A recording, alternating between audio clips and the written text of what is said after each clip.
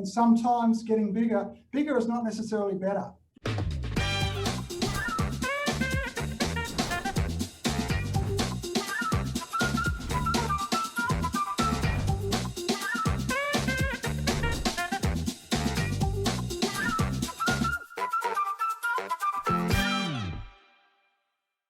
So first of all, I'd like to welcome our speakers to the call today. We're going to be talking about data-driven profits.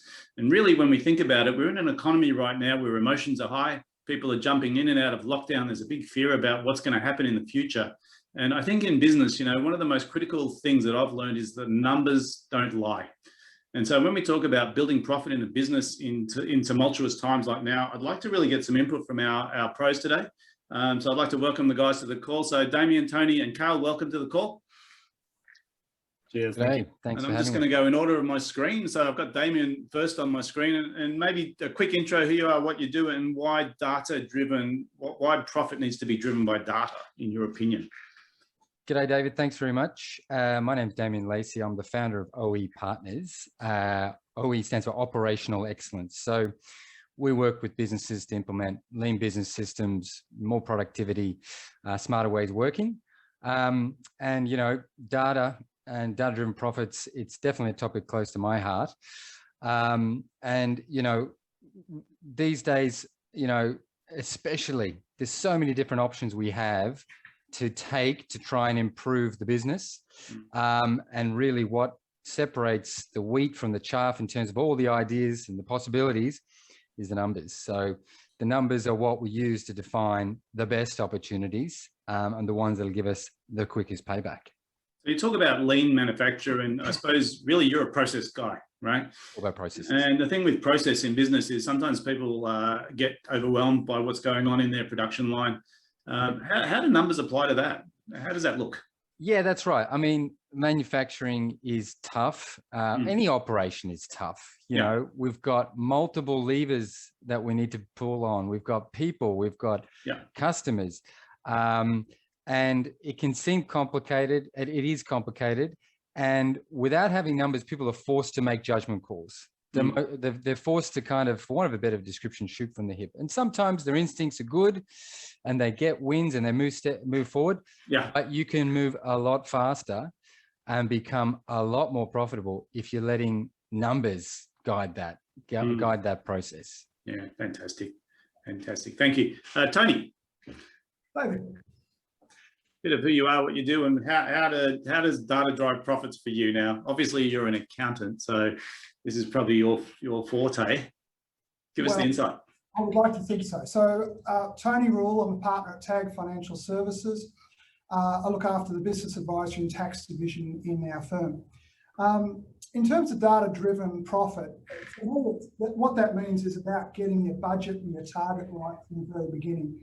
A lot of businesses, 97% of businesses in Australia are small businesses, and more than half of those small businesses, their owners will retire small. That's a fact. Retire poor. So I might repeat that. So for over half of small business owners in Australia, they will retire poor. More than 3/4 of them do not have a retirement plan. And so from our point of view, what makes the big difference is having your goals and objectives clear in your mind and having a budget that you can target for. And as soon as you start to deviate from that target, you can then actually, make corrections, not emotionally, but logically, to get to that result that business owners deserve. Yeah, fantastic. A good friend of mine used to say, it's not about turnover, it's about leftover. And that's exactly it. I think a lot of business owners sort of, they say that revenue is about your ego, and profit is about your pocket. Yeah. And sometimes getting bigger is not necessarily better. And it's about understanding your numbers and sort of saying, okay, well, if I get bigger, that's going to create more stress, more concerns, more issues. Yep. But I may not necessarily finish with any more in my pocket. And so, I've had many discussions with many clients about that particular topic over the years. And sometimes bigger is better, but not always. Yeah, thank you. I mean, it's a funny thing because I think often people are thinking about, how do I grow my business? And I asked them, how's business? They say, oh, we're flat out busy. And I go, but what's the profit look like? And they go, we don't know. We leave that to the accountant. And I'm going, that's the scorecard. That's Correct. And look, that's part of the issue too. Yeah. A lot of accountants, they spend their time looking over their shoulder at what the result was. Yeah. You've got to force yourself to look forward and say, okay, what will my profit be? Yeah. What will the result be? And I think for a lot of business owners, it's about, they get caught up in the day to day and the turning off at 6 o'clock to open the doors and shutting the place at 7 p.m. You've got to sort of pull yourself away and think about, okay, what am I getting out of this? Am I getting what I deserve? Yeah. This hard work. Yeah. So it's meant to be business, not busyness. And I think that's sort of where people get lost. So it's interesting. And you talked about the rear view mirror side of it. And that sort of leads me into Cale, who's our third pro for the day. You know, and so Cale Duncan from Smith Brothers, you're in that marketing space, right? So when we talk about data-driven profits, how do you interpret that? Yeah, absolutely. Data-driven analysis has been sort of a cornerstone of the work, both in the marketing department as well as Smith Brothers Media as a whole. At the end of the day, it's been, I think Tony mentioned it before, it's been super easy for business owners to get caught in the day-to-day, to get caught in the short term, or to not be thinking about the numbers that don't lie, but instead thinking about the things that can lie. And most people are just doing marketing for the wrong reasons, or they're doing it with the wrong goals in mind, or they don't have a way to actually measure the goals they have, because that's really what we're looking at for a marketing campaign, is trying to figure out return on investment, as with any kind of investment partner business, and working our way back from that through the different aspects of the campaign. So making sure we have that transparency is the first step. And so many people just don't have that transparency to begin with, or don't even know how to get it. Yeah, absolutely. And I think with marketing, it's very much more a leading indicator. It's about activity. It's about number of clicks, number of likes, number of leads that come through the system. And, you know, for me, I'm a big fan of, you know, marketing should be an investment. An investment means there's a return. And if you don't measure what's coming back, how can you tell if it's profitable or not? And so when we talk about data-driven profits, and I think the premise of today's conversation is that we are in an emotionally high time in society. You know, there's lots of doom and gloom, there's lots of scare tactics, there's a lot of things that people just don't know about. And when we have the fear of the unknown, it's like a deer in the headlights, people just freeze.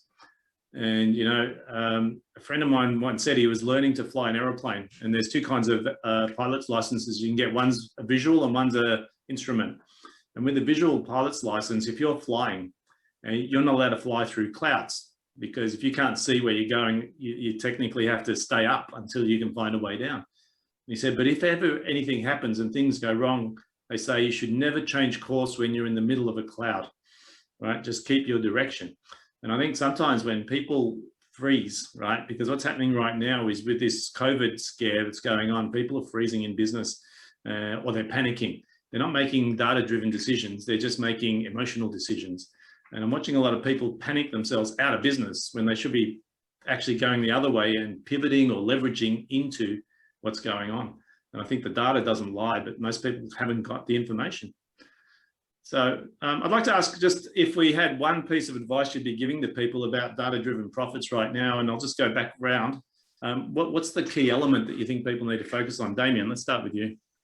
Okay, I would suggest get started with a small set of key numbers. Yeah. Because look, I think what happens is in a small to medium enterprise, you're the owner, you're focused on the value, right? What's the core things I need to get done? I need to get on the phone and talk to that customer. I need to process that order. I need to deliver on the project, right? And anything else except outside of that feels like it's a bit of a waste of time, you know, admin numbers. And you know what, if that's, you know, the way you enjoy operating, if you've got no ambition to go beyond your day-to-day, you know, in the business, then that's fine. But if you have ambitions to grow beyond that, we do need to carve a bit of time out for the strategic side of it.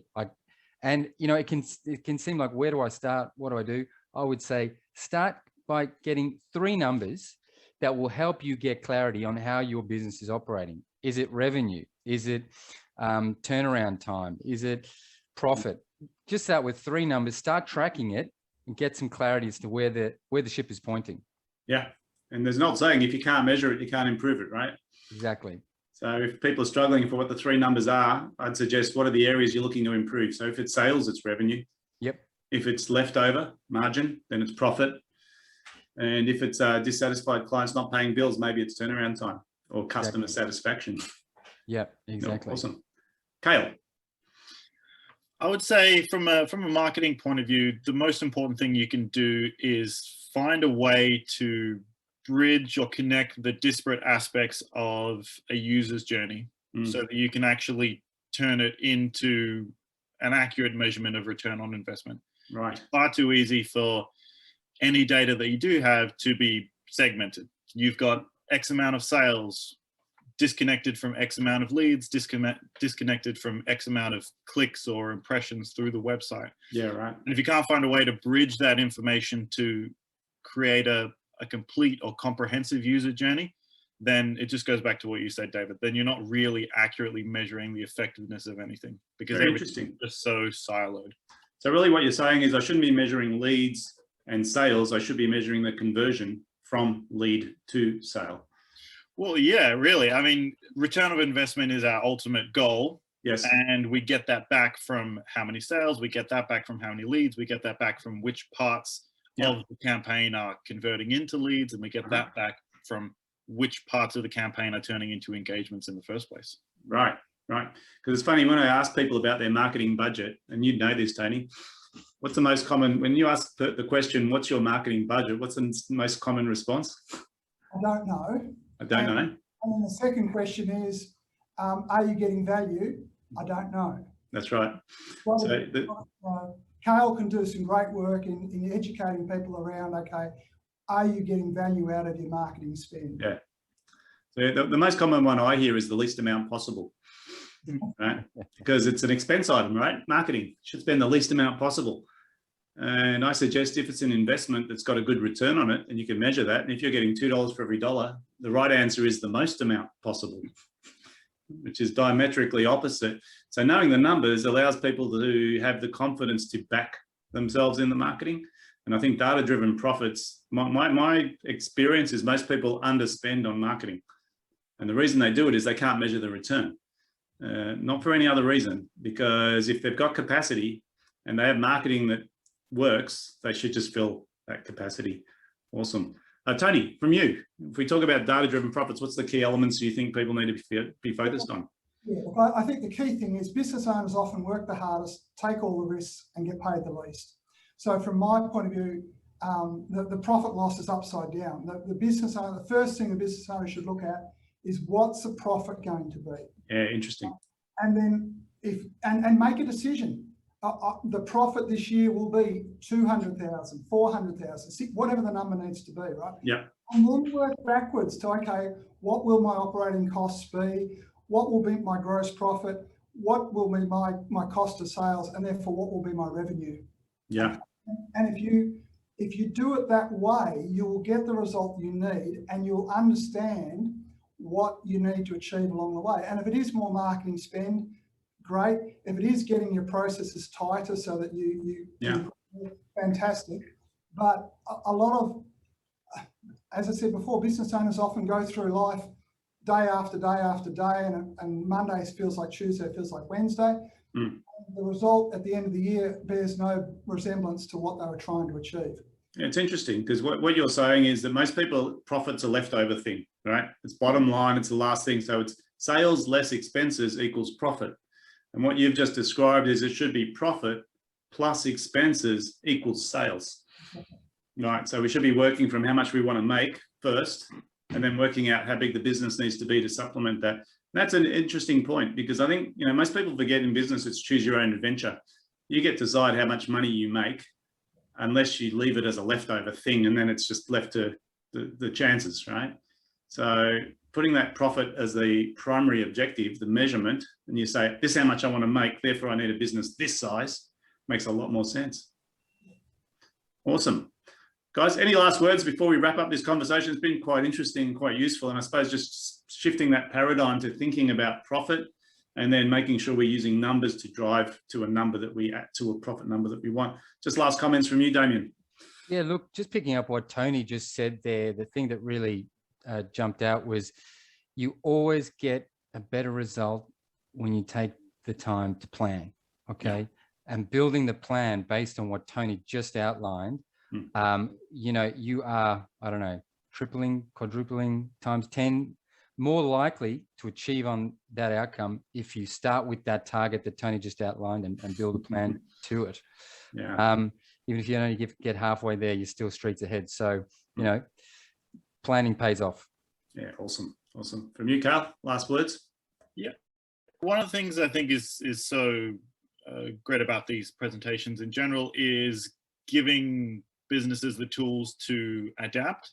And I think keeping people in the adaptation mindset is going to serve them well when it comes to, well, any sort of business element really, but marketing as well, because the customer is adapting far more quickly than most businesses are. And if everyone is 12 months behind where they should be actually reaching their users, then they're never actually going to reach the people that they need to. And part of that is going to come down to how they can actually track where those users are or aren't. And it comes down to that transparency of segmentation, but keeping that adaptation index high is key to making sure that you're you know, getting the most out of any sort of efforts. It's interesting when you say that. I think about real-time data on my GPS.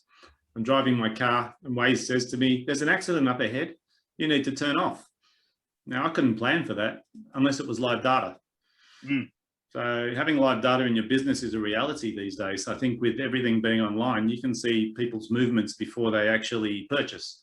And so we can see how they're responding to our marketing. You can change things super quickly. And when change occurs in our society, some people sort of, you know, they go into shock, and other people go, hey, change equals opportunity. So how do I dovetail my business into that change? So that's a really good point. Tony. Yeah, look, I think the last 18 months has been really tough for business owners. There's been a lot of change, particularly in the Victorian market, but nationally as well, and internationally. I think business owners, the key thing for business owners is to remember you are always in control. And you know, whether the business succeeds or whether the business fails, you are the one that's driving that. And so let's not have a business that's going to fail. Let's be successful. And that's just simply about, as we talked about before, setting goals, setting targets, and adapting as we move our way through. It's just in my mind. Yeah, fantastic. Guys, very mindful of time. I appreciate your input today. It's been great to have a chat and get some insight from some of the pros about what we need to be focused on. And hopefully people can take away a couple of points from here and just make sure this next financial year is a boomer for them. So thanks for your time. Thank you. Cheers. Thanks, David.